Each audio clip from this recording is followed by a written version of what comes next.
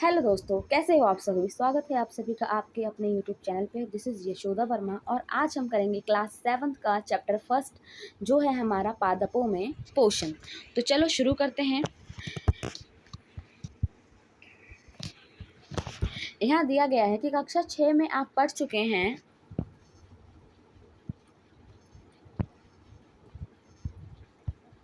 कि सभी जीवों के लिए भोजन आवश्यक है। ठीक है, आप यह भी पढ़ चुके हैं कि कार्बोहाइड्रेट, प्रोटीन, वसा, विटामिन एवं खनिज भोजन के ही घटक हैं। भोजन के ये घटक हमारे शरीर के लिए आवश्यक हैं तथा इन्हें हम पोषण कहते हैं, है ना। जो भी चीज़ें हमारे शरीर के लिए आवश्यक हैं लाइक कार्बोहाइड्रेट, प्रोटीन, वसा, विटामिन, खनिज, ये सारी चीज़ हमारे बॉडी के विकास के लिए, शरीर के विकास के लिए आवश्यक हैं और ये सभी चीज़ें हमारे भोजन के ही घटक हैं। तो इन्हें हम क्या कहते हैं? पोषक कहते हैं। चलो आगे देखते हैं क्या कह रहा है। कह रहा है कि सभी जीवों को भोजन की आवश्यकता होती है। जितने भी जीव हैं सभी को भोजन की आवश्यकता होती है। ठीक है, पादप पौधे स्वयं के लिए भोजन बना सकते हैं, परंतु मानव सहित कोई भी प्राणी अपना भोजन स्वयं नहीं बना सकते हैं। यह बता रहा है कि पौधे जो होते हैं अपना भोजन स्वयं बनाते हैं और पौधे के अलावा हम सब जितने भी जीव हैं, जानवर हैं, पक्षी हैं, ये सब हम अपना भोजन खुद नहीं बना पाते हैं। हम सब क्या करते हैं? पौधों के ऊपर डिपेंड रहते हैं कि भैया वो बनाएंगे, हम उसे ही खा लेंगे। ठीक, वे पादप अथवा पादपों को आहार ग्रहण करने वाले जंतुओं से अपना भोजन प्राप्त करते हैं। अतः मानव तथा अन्य प्राणी प्रत्यक्ष और परोक्ष रूप से पादपों पर भी निर्भर है। ठीक है, मानव और जितने भी जानवर हैं हम सब क्या है? प्रत्यक्ष और परोक्ष रूप से पादपों पर भी निर्भर हैं।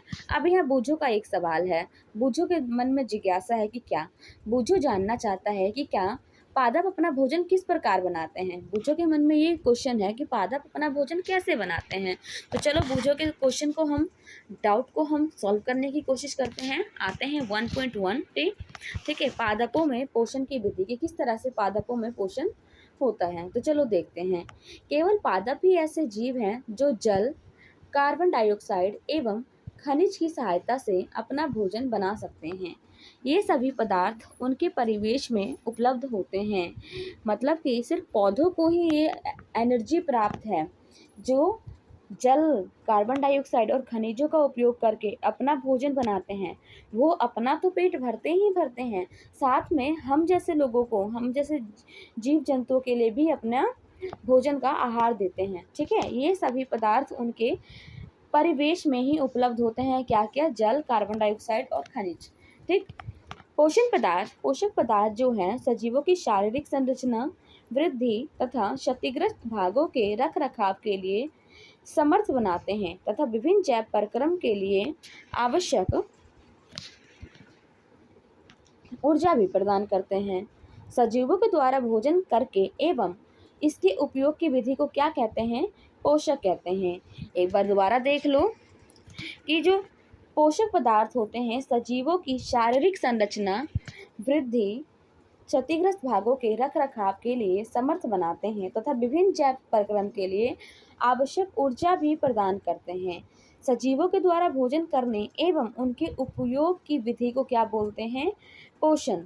सजीवों के द्वारा जो भोजन ग्रहण किए जाते हैं एवं उसके उपयोग की जो भी विधि है वो हमारा कहलाता है पोषण। ठीक है, पोषणों की पोषणों की वह विधि जिसमें जीव अपना भोजन स्वयं संश्लेषित करते हैं उसे स्वपोषी कहते हैं। जैसे कि पेड़ पौधे अपना भोजन स्वयं बनाते हैं, स्वयं संश्लेषित करते हैं, मतलब बनाते हैं। संश्लेषित करना मतलब बनाना। तो मतलब वो जीव, वो प्राणी, वो वस्तु तो नहीं कह सकते हम, वह पोषक तत्व जो अपना पोषण स्वयं बनाते हैं स्वपोषी कहलाते हैं। ठीक, स्वपोषी कहलाते हैं। अतः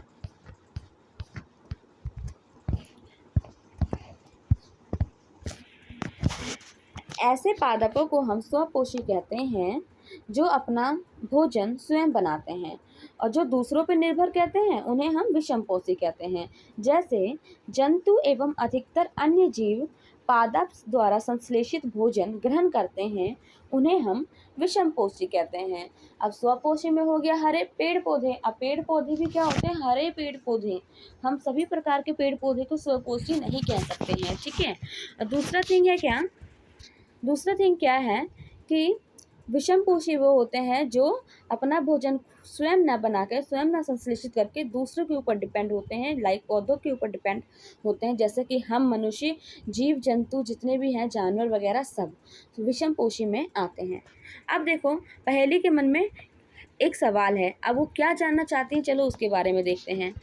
पहेली जानना चाहती है कि पादपों की तरह हमारा शरीर भी कार्बन डाइऑक्साइड, जल एवं खनिज से अपना भोजन स्वयं क्यों नहीं बना सकता। जैसे पादप अपना भोजन बना लेते हैं जल, खनिज और कार्बन डाइऑक्साइड के यूज़ करके, तो हम क्यों नहीं बना पाते हैं। तो चलिए इसका आंसर जानने की कोशिश करते हैं, क्या है। अब हम पूछ सकते हैं कि पादपों की खाद्य फैक्ट्रियाँ कहाँ स्थित हैं।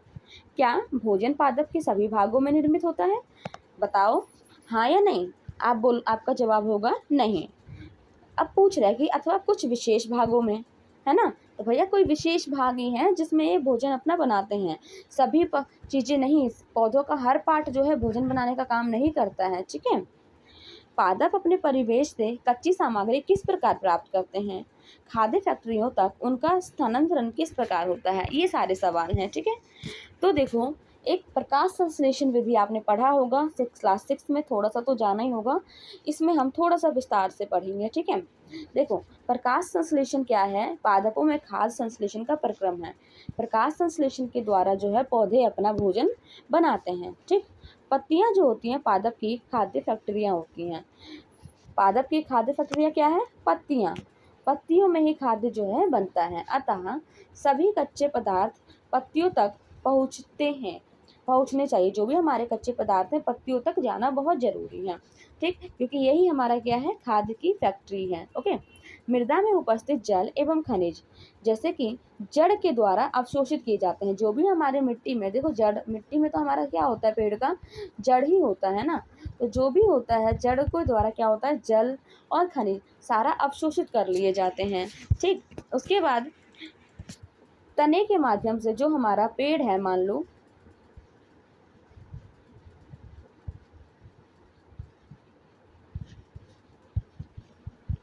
अब क्या है, जैसे कि जड़ों ने तो क्या किया, वो खनिज और जल को अवशोषित कर लिया, ठीक है, खनिज और जल को अवशोषित कर लिया। लेकिन अब ये जाएगा कैसे पत्तियों तक? तो भैया ये तना है, तने के माध्यम से क्या होगा? तने के माध्यम से क्या होगा? ये सारी चीज़ें पत्तियों तक जाएगा। तो देखो, तने के माध्यम से पत्तियों तक पहुंचाए जाते हैं। पत्ती की सतह पर उपस्थित सूक्ष्म रंध्र, अब पत्तियों के ऊपर क्या होता है? छोटे छोटे सूक्ष्म रंध्र होते हैं। रंध्र मतलब कि छेद होते हैं। तो रंध्रों के द्वारा वायु में उपस्थित कार्बन डाइऑक्साइड प्रवेश करती है। जो पत्तियों में छोटे छोटे छेद होते हैं, अगर पत्तियां आप देखो तो पत्तियों में क्या होता है? छोटे छोटे छेद होते हैं, रंध्र होते हैं, जो नग्न आंखों से आप नहीं देख सकते हो। उसके लिए हमें सूक्ष्मदर्शी का प्रयोग करना पड़ता है, ठीक है, माइक्रोस्कोप का यूज़ करना होता है। तो उसमें आप देखोगे कि छोटे छोटे छिद्र होते हैं। जो ये छिद्र होते हैं, इसके द्वारा हमारा वायुमंडल से कार्बन डाइऑक्साइड जो है ले लिया जाता है, ठीक है। कार्बन डाइऑक्साइड ले लिया जाता है पौधों के द्वारा। उसके बाद क्या होता है? ये रंध्र जो होती हैं, जो पत्तियों के छेद होते हैं, ये रंध्र द्वार कोशिकाओं के द्वारा घेरे होते हैं। इसमें गेट बना रहता है, ठीक है। ऐसे छिद्रों को क्या बोलते हैं हम? रंध्र। जो छिद्र होते हैं उसको हम बोलते हैं। जल एवं खनिज जो है वाहिकाओं के द्वारा पत्तियों तक पहुंचाए जाते हैं। जल और खनिज जो है वाहिकाओं के द्वारा पत्तियों तक पहुंचाए जाते हैं। ये वाहिकाएं नली के समान होती हैं, एक पाइप के समान होती है, जैसे पाइप होता है ना वैसा होता है, ठीक है। तथा जड़, तना, शाखाओं एवं पत्तियों तक फैली होती है, ठीक है। पोषकों को पत्तियों तक पहुंचाने के लिए ये वाहिकाएं एक सतत मार्ग बनाती हैं। पादपों में पदार्थों के परिवहन के विषय में आप अध्याय 7 में पढ़ेंगे। इसी क्लास के 7 चैप्टर में हम पढ़ेंगे, ठीक है, इसके बारे में। आगे देखते हैं। यहाँ पर पहेली के दिमाग में एक क्वेश्चन आ रहा है। क्या जानना चाहती है पहेली? पहेली जानना चाहती है कि पत्तियों में ऐसी क्या विशेषता है कि वे खाद्य पदार्थों को संश्लेषित कर सकती है परंतु पादप के दूसरे भाग नहीं। मतलब ये जानना चाहती है कि आखिर पत्ती में ही ऐसा क्या है जो ये खाद्य पदार्थों को बना सकती है, जो पौधों के अन्य भाग लाइक तना हो गया, फूल हो गया, जड़ हो गए, ये नहीं कर पाते हैं। चलो इसके बारे में जानते हैं। देखो, आप सभी को पता है कि पत्तियों का रंग हरा होता है। हरा क्यों होता है? क्योंकि उसमें क्लोरोफिल होता है। ठीक है, यहाँ दिया हुआ है, पत्तियों में एक हरा वर्णक होता है जिसे हम क्लोरोफिल कहते हैं। ठीक, पत्तियों का कलर हरा है, उसका रीज़न क्या है कि उसमें क्लोरोफिल उपस्थित है। अगर पत्तियों में क्लोरोफिल नहीं है तो मतलब कि वो हरा नहीं होगा। जिन पत्तियों के कलर हरा के अलावा कोई और कलर होता है, मतलब उन पत्तियों में क्या है, क्लोरोफिल उपस्थित नहीं होता है। ठीक है, क्लोरोफिल सूर्य के प्रकाश, सौर प्रकाश की ऊर्जा का संग्रहण करने में पत्ती की जो है सहायता करता है। क्लोरोफिल क्या होता है? सूर्य के प्रकाश को इकट्ठा करने में ये पत्तियों को हेल्प करता है। इस ऊर्जा का उपयोग करके जल एवं कार्बन डाइऑक्साइड से खाद्य संश्लेषण में होता है। ठीक है, क्योंकि क्योंकि जो है खाद्य संश्लेषण जो है सूर्य के प्रकाश की उपस्थिति में ही हो सकता है। अगर सन का लाइट नहीं होगा तो ये खाद्य संश्लेषण नहीं होगा, इसलिए इसे हम प्रकाश संश्लेषण भी कहते हैं। अर्थात खाद्य संश्लेषण को ही हम प्रकाश संश्लेषण भी कहते हैं। अतः हमने देखा कि क्लोरोफिल जो है सूर्य का प्रकाश, कार्बन डाइऑक्साइड एवं जल और ये सभी चीजें प्रकाश संश्लेषण के लिए जो है आवश्यक है। ठीक, प्रकाश संश्लेषण के लिए आवश्यक है। इस पृथ्वी पर यह एक अद्वितीय प्रक्रम है। पत्तियों के द्वारा सौर ऊर्जा संग्रहित की जाती है तथा पादप में खाद्य के रूप में इसे संचित की जाती है। अतः ये सभी जीवों के लिए सूर्य ऊर्जा का चरम स्रोत है। ओके, अब यहाँ पे देखो, क्या आप कल्पना कर सकते हैं कि प्रकाश संश्लेषण नहीं होगा तो क्या होगा? अगर मान लो प्रकाश संश्लेषण ना हुआ, मान लो पत्तियां जो है सूर्य के प्रकाश, कार्बन डाइऑक्साइड, जल, खनिज लवण का यूज करके अपना भोजन ना बनाए तो क्या होगा? मान लो, बताओ, अगर पेड़ पौधे नहीं होंगे तो हमारा भी जीवन संभव नहीं है। सिर्फ पत्तियों का ही नहीं, अगर पेड़ पौधे खत्म हो गए तो चलो, पेड़ अगर प्रकाश संश्लेषण नहीं होगा तो मान लो पेड़ पौधे नहीं होंगे क्योंकि अपना भोजन नहीं बना पाएंगे। लेकिन अगर पेड़ पौधे ना होंगे तो बच्चा हम भी नहीं रह पाएंगे क्योंकि हम तो पौधों पे ही डिपेंड है। ठीक है, प्रकाश संश्लेषण ना होने की स्थिति में जो है खाद्य उपलब्ध ही नहीं हो पाएगा। सभी जीवों का अस्तित्व जो है प्रत्यक्ष अथवा परोक्ष रूप से पादपों के द्वारा निर्मित भोजन पर ही निर्भर करता है। इसके अतिरिक्त सभी जीवों के लिए परम आवश्यक ऑक्सीजन भी जो है ना, हमें प्रकाश संश्लेषण के द्वारा ही निर्मित होता है। वो क्या करते हैं? CO2 लेते हैं और ऑक्सीजन देते हैं। ठीक, प्रकाश संश्लेषण की अनुपस्थिति में पृथ्वी पर जीवन की कल्पना भी हम नहीं कर सकते हैं। ठीक, प्रकाश संश्लेषण के दौरान जो होता है, पत्ती की जो क्लोरोफिल युक्त कोशिकाएं होती हैं, सूर्य के प्रकाश की उपस्थिति में ये कार्बन डाइऑक्साइड एवं जल से कार्बोहाइड्रेट का संश्लेषण करती है। और इस प्रक्रम को हम समीकरण के द्वारा देखो कैसे दर्शाते हैं कि जब प्रकाश संश्लेषण होता है तो कार्बन डाइऑक्साइड लेते हैं हवा से, फिर जल जड़ों के द्वारा वहां तक पहुंचाया जाता है सूर्य का प्रकाश की उपस्थिति में, और क्लोरोफिल होता है पत्तियों में, तब जाके जो है कार्बोहाइड्रेट प्लस ऑक्सीजन बनता है। ठीक, इस प्रक्रम में ऑक्सीजन जो है हमारा निर्मुक्त होता है, कार्बोहाइड्रेट अंततः पत्तियों में मंड के रूप में संचित हो जाता है। कार्बोहाइड्रेट जो है पत्तियों में मंड के रूप में संचित हो जाता है और ऑक्सीजन जो है निर्मुक्त हो जाती है। ठीक, यहाँ आप चित्र में देख सकते हो, ये पत्ती की काट है, ये हमारी पत्ती है। ठीक है,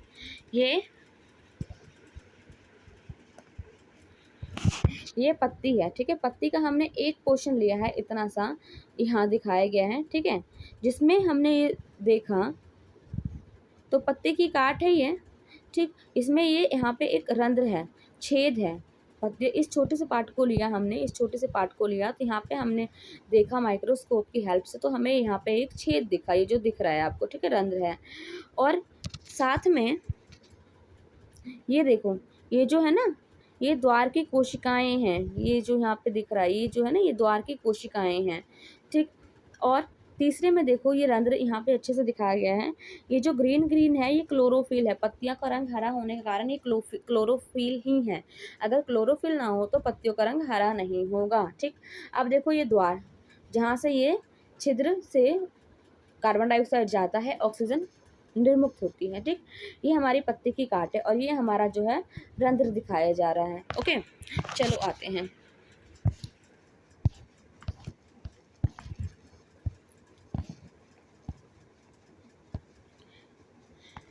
यहाँ देखो, ये प्रकाश संश्लेषण दर्शाने के लिए चित्र दिया गया है कि पत्तियां जड़ पौधे जो हैं जड़ से खनिज और जल वगैरह लेते हैं और तनों के द्वारा इसे पत्तियों तक पहुंचाया जाता है। ठीक, पत्तियों तक पहुंच गया। अब सूर्य की प्रकाश की उपस्थिति में कार्बन डाइऑक्साइड या रंध्रों के द्वारा लेते हैं, पत्तियों में जो रंध्र होता है लेते हैं, तब जो है ऑक्सीजन निर्मुक्त होती है और कार्बोहाइड्रेट निर्मित होती है। तो ऑक्सीजन तो बाहर आ जाती है और कार्बोहाइड्रेट जो होती है पत्तियों में ही रह जाती है।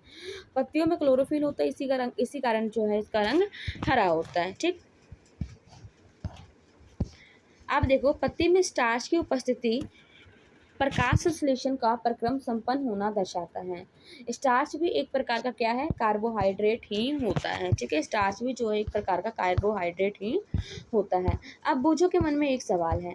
बूझे ने देखा कि कुछ पादपों की पत्तियां गहरी लाल, बैंगनी, भूरे रंग की होती है। वह जानना चाहता है कि क्या इन पत्तियों में भी प्रकाश संश्लेषण होता है।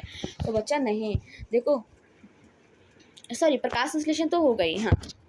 पत्तियों के अतिरिक्त पादपों के दूसरे हरे भागों जैसे कि हरे तने हो गए, हरी शाखाओं में भी प्रकाश संश्लेषण होता है। मरुस्थलीय पादप में जो है वाष्पोत्सर्जन द्वारा जल क्षय को कम करने के लिए पत्तियां जो है शल्क अथवा शूल रूपी होती है। इन पादपों में जो है तने हरे होते हैं जो प्रकाश संश्लेषण का कार्य करती है। ठीक, पत्तियां नहीं करती। यहाँ एक क्रियाकलाप दे रखा है, क्रियाकलाप कौन, चलो देखते हैं कि एक ही प्रकार के पादपों के 2 गमले लेने हैं हमें। एक को अंधकार अथवा काले बॉक्स में 72 घंटों के लिए रखना है, मतलब 24 या 72। ठीक, और दूसरे को सूर्य के प्रकाश में रखना है। दोनों पादपों की पत्तियों में आयोडीन परीक्षण उसी प्रकार कीजिए जैसे कक्षा 6 में हमने किया है। ठीक, अपने अवलोकन को हमें नोट करना है। अब उस गमले को जिसे आपने अंधकार में रखा था 3-4 दिन के लिए सूर्य के प्रकाश में रख दो। पुनः इसकी पत्ती को आयोडीन परीक्षण करो। परीक्षण में अपनी नोटबुक में लिखो। मतलब कह रहा है कि अगर हम सूर्य के प्रकाश में रखते हैं और अंधेरे कमरे में रखते हैं तो उसमें क्या फ़र्क पड़ता है और हमें उसको नोट करना है। ठीक, हरी पत्तियों के अतिरिक्त अन्य वर्ण रंग की पत्तियों में भी क्लोरोफिल होता है, परंतु इन पत्तियों में उपस्थित लाल, भूरे अथवा अन्य वर्णक क्लोरोफिल के हरे रंग का प्रच्छादन कर देते हैं, अर्थात ढक लेते हैं। इन पत्तियों में भी प्रकाश संश्लेषण होता है। यहाँ बताया जा रहा है कि मान लो कई पौधे होते हैं जिनमें पत्ते हरे रंग का नहीं होता है, किसी और रंग का होता है। क्या उसमें भी प्रकाश संश्लेषण होता है? तो हाँ बच्चा, उसमें भी होता है। उसमें क्या होता है? उसमें भी क्लोरोफिल होता है, लेकिन क्या होता है, जो कलर होते हैं वो उसको कवर कर लेता है। इस कारण जो है उसका कलर ग्रीन ना दिख के कोई और कलर दिखता है, लेकिन उसमें प्रकाश संश्लेषण तो होता ही है। ठीक, आपने गीली दीवारों पर तालाब अथवा ठहरे हुए जलाशय में हरे अवपंखी काई जैसे पादप देखे होंगे। ये सामान्यतः कुछ जीवों की वृद्धि के कारण बनते हैं जिन्हें हम शैवाल कहते हैं। पानी में जो साइड साइड में होता है ना हरे रंग का, उसे हम कहते हैं शैवाल। ठीक, क्या आप कल्पना कर सकते हैं कि इनका रंग हरा क्यों होता है? इनमें क्लोरोफिल होता है जिसके कारण ये हरे दिखाई देते हैं। शैवाल भी प्रकाश संश्लेषण के द्वारा अपना भोजन स्वयं बनाते हैं। जो शैवाल होता है वो भी हरे रंग का होता है क्योंकि उनमें भी क्लोरोफिल होता है, और शैवाल भी अपना भोजन जो है स्वयं बनाता है, अर्थात शैवाल भी स्वयं पोषी होता है। ठीक, पादपों में कार्बोहाइड्रेट के अतिरिक्त अन्य खाद्यों का संश्लेषण। आपने अभी पढ़ा कि प्रकाश संश्लेषण प्रक्रम के द्वारा क्या होता है, पादप कार्बोहाइड्रेट का संश्लेषण करते हैं। कार्बोहाइड्रेट कार्बन डाइऑक्साइड एवं ऑक्सीजन से बनते हैं। ठीक है, इनका उपयोग खाद्य के अन्य घटकों को संश्लेषण में होता है, परंतु प्रोटीन नाइट्रोजन पदार्थ हैं जिनमें कार्बन डाइऑक्साइड, हाइड्रोजन के अतिरिक्त नाइट्रोजन भी उपस्थित होते हैं। ठीक, पादपों को नाइट्रोजन कहाँ से प्राप्त होता है, अब ये हमें जानना है। याद कीजिए, वायु में नाइट्रोजन गैसीय अवस्था में प्रचुर मात्रा में पाई जाती है, हाँ या ना? ऑफकोर्स वायु में जो है नाइट्रोजन भरपूर मात्रा में पाई जाती है। ठीक, 78% नाइट्रोजन है हमारे एनवायरनमेंट में, परंतु जो है पादप इसका अवशोषण इसी रूप में नहीं कर सकते हैं।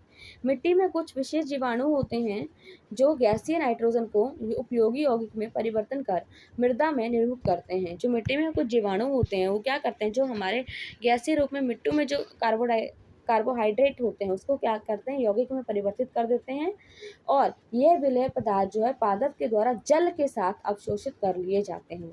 मतलब कि जड़ों से वो कार्बोहाइड्रेट लेते हैं, डायरेक्ट वायु से नहीं, संभवतः नाइट्रोजन। ठीक है, आपने देखा है कि किसान अपने खेतों में उर्वरक खाद्य डालते हैं जिनमें नाइट्रोजनी पदार्थों की जो है प्रचुरता होती है। इस प्रकार अन्य संगठनों के साथ पादपों की नाइट्रोजन की मांग की आपूर्ति हो जाती है। इसके पश्चात पादप खाद्य के अन्य संगठकों जैसे कि प्रोटीन एवं वसा का संश्लेषण करते हैं। ठीक, पादपों में पोषण की अन्य विधियां क्या हैं? कुछ पादप पौधे भी ऐसे भी हुए हैं जिनमें क्लोरोफिल नहीं पाया जाता है। वे भोजन संश्लेषण नहीं कर सकते हैं। वे कैसे जीवित रहते हैं तथा वे पोषक किस प्रकार प्राप्त करते हैं? मनुष्य एवं अन्य प्राणियों की तरह ये पादप भी अपने पोषण के लिए अन्य पादपों पर निर्मित खाद्य पर निर्भर होते हैं। वे क्या होते हैं? विषमपोषी प्रणाली का उपयोग करते हैं। ठीक, 1.5 चित्र को हमें ध्यान से देखना है। ये रहा 1.5 परपोषी पादप पर अमरबेल। ठीक है, क्या आपको एक वृक्ष के तने एवं शाखाओं से लिपटी हुई रस्सी नुमा पीले रंग की संरचना दिखाई देती है? तो भैया हाँ, दिखाई दे रही है। ये देखो, पौधा है, उसके ऊपर रस्सी, जितने भी है ना, ये रस्सी जैसे ऐसे ऐसे ऐसे ऐसे ऐसे ऐसे ऐसे ऐसे ऐसे करके ये धागे जैसी है जो इसके ऊपर लपटी हुई है, इसे हम अमरबेल कहते हैं। ठीक, ये अमरबेल का पादप है। इसमें क्लोरोफिल नहीं होता है, क्लोरोफिल नहीं होता, यही रीज़न है कि उसका कलर हरा नहीं है, पीला है। ये अपना भोजन उस पादप से प्राप्त करते हैं जिस पर ये आरोहित होते हैं, मतलब ये अपना भोजन वहाँ से प्राप्त करते हैं जिसके ऊपर ये ऐसे लटके रहते हैं, जिस पर ये आरोहित होते हैं। ये पादप क्या कहलाते हैं? परपोषी कहलाते हैं, मतलब दूसरों से अपना पोषण प्राप्त करते हैं। क्योंकि अमरबेल जैसे पादप परपोषी को अमूल्य पोषकों से वंचित करते हैं, अतः इन्हें परजीवी कहते हैं। क्या हम इन्हें अन्य जंतु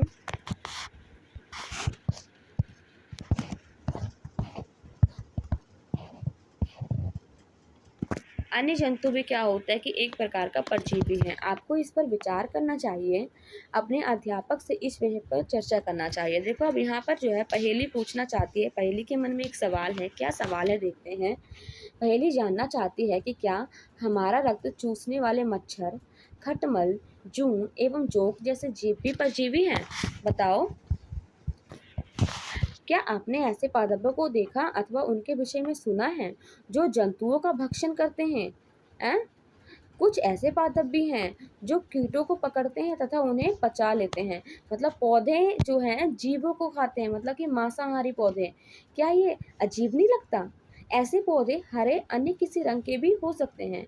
चित्र 1.6 में देखो दिखा गया है। ये क्या है? घटपर्णी फीचर पादप है। ये घड़े के ढक्कन जैसे होते हैं। देखो, ये क्या होता है? ये घड़े के ढक्कन के जैसे होता है, और जैसे ही कोई जीव, ये देखो, ये ऐसे है ना, ये ढक्कन ओपन हो रखा है हर किसी का। अब इसमें से क्या होता है? एक मंद मोहक जो है सुगंध सी बाहर निकलती है, स्मेल बाहर आता है। ठीक, और स्मेल जब बाहर आता है तो ये क्या करता है? जीव जंतुओं को अपनी ओर, मेंढक को, चूहे को, कीट पक्षी को अट्रैक्ट करता है। इस स्मेल कारण जो जीव इसके पास आते हैं और ये जो अपना कैप बंद कर लेता है, बंद करके उसको खा लेता है। ठीक है, तो यही है। चित्र 1.6 को देखिए। इसकी घड़े घट के समान दिखाई देने वाली संरचना वास्तव में उसकी पत्ती का रूपांतरित भाग है, मतलब वो पत्ती है। पत्ते का शीर्ष भाग जो है घड़े का ढक्कन बनता है। घड़े के अंदर अनेक रोम होते हैं जो नीचे की ओर ढलके रहते हैं, अर्थात अधोमुखी होते हैं, मतलब ढलान नीचे होती है। जब कोई कीट घड़े में प्रवेश करता है तो यह उसके रोमों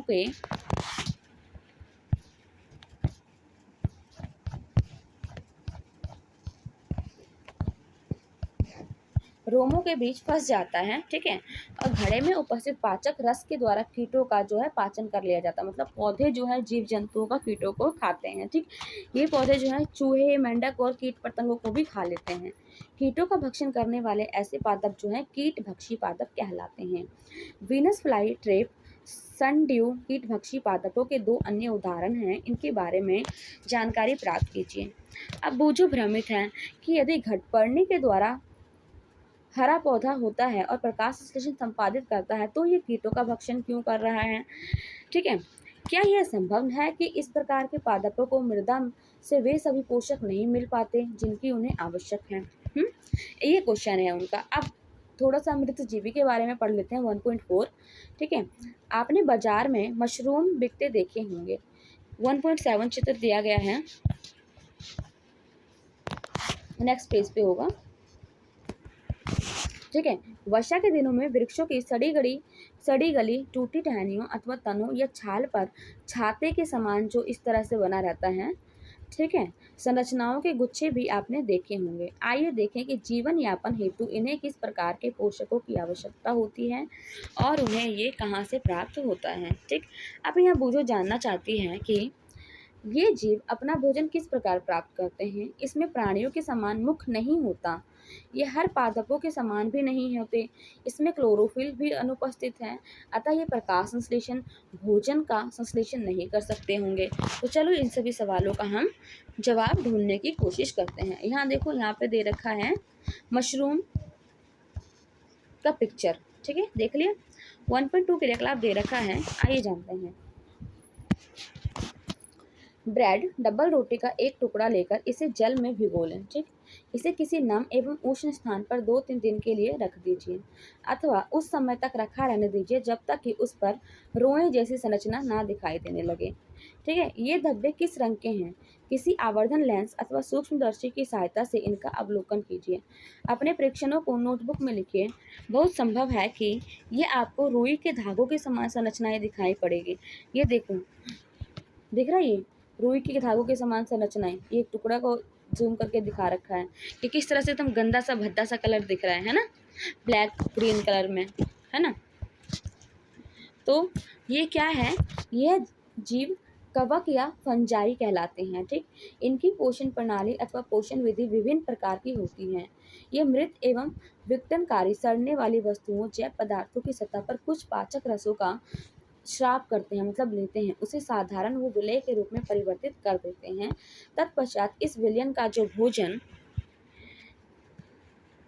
के रूप में अवशोषित करते हैं। इस प्रकार की पोषण प्रणाली को, जिसमें जीव किसी मृत एवं विघटित जैविक पदार्थों से पोषण तत्व प्राप्त करते हैं, वो मृतजीवी पोषण कहलाते हैं, ठीक है। मृतजीवी पोषण प्रणाली का उपयोग करने वाले जीव मृतजीवी कहलाते हैं, ठीक है। कवक हो गया, फंजाई हो गया, अचार, चमड़े, कपड़े एवं अन्य पदार्थों पर उगते हैं। ये उन स्थानों में भी उगते हैं जो नम एवं उष्ण होते हैं, ठीक है, नम और उष्ण स्थानों में भी उगते हैं। कवकों की वृद्धि के लिए वर्षा ऋतु सबसे अच्छी परिस्थितियां प्रदान करती है। इस कारण वर्षा ऋतु के दौरान अनेक वस्तुएं कवकों का वृद्धि के कारण नष्ट अथवा अनुपयोगी हो जाते हैं। अपने अभिभावकों या कवक के द्वारा होने वाले नुकसान पर चर्चा करें अपने पेरेंट्स के साथ। पहेली यहाँ पे जानना चाहते हैं कि पहेली को याद आता है कि उसके सुंदर जूते जो हैं, जिन्हें वे विशेष अवसर पर पहनती थी, वर्षा ऋतु में कवक के कारण जो है खराब हो गए थे। वह जानना चाहते कि वर्षा ऋतु में कवक अचानक कैसे प्रकट हो जाते हैं। सामान्यतः कवकों में के जो बीजाणु वायु में उपस्थित होते हैं, ठीक है, कवक के जो बीजाणु होते हैं वो वायु में उपस्थित होते हैं। जब वे किसी ऐसे जीव पदार्थ अथवा उत्पादक पर बैठते हैं जो नम एवं उष्ण हो, तो वे अंकुरित होकर नए कवक को जन्म देते हैं, ठीक है। और क्या अब आप बता सकते हैं कि हम अपनी वस्तुओं को कवक के द्वारा खराब होने से किस प्रकार बचा सकते हैं। देखो, हमने ये देखा कि नम होता है वस्तु तभी हमें कवक लगता है, तो हमें क्या करना है, चीज़ों को सुखा के रखना है ना। अब भूजों को याद आता है कि उसके द्वारा उसके दादा ने जी ने बताया था कि एक बार उनकी गेहूं की फसल कवक के द्वारा नष्ट हो गई थी। वह जानना चाहता है कि क्या कवक रोगकारक भी होते हैं। तो चलिए इसका जवाब जानने की कोशिश करते हैं। पहेली ने बताया कि ईस्ट एवं शत्रक जैसे अनेक कवक उपयोगी भी हैं, परंतु कुछ कवक पादप जंतु एवं मनुष्य में रोग उत्पन्न करते हैं और कुछ जो है कवकों का उपयोग औषधि के रूप में किया जाता है, ठीक।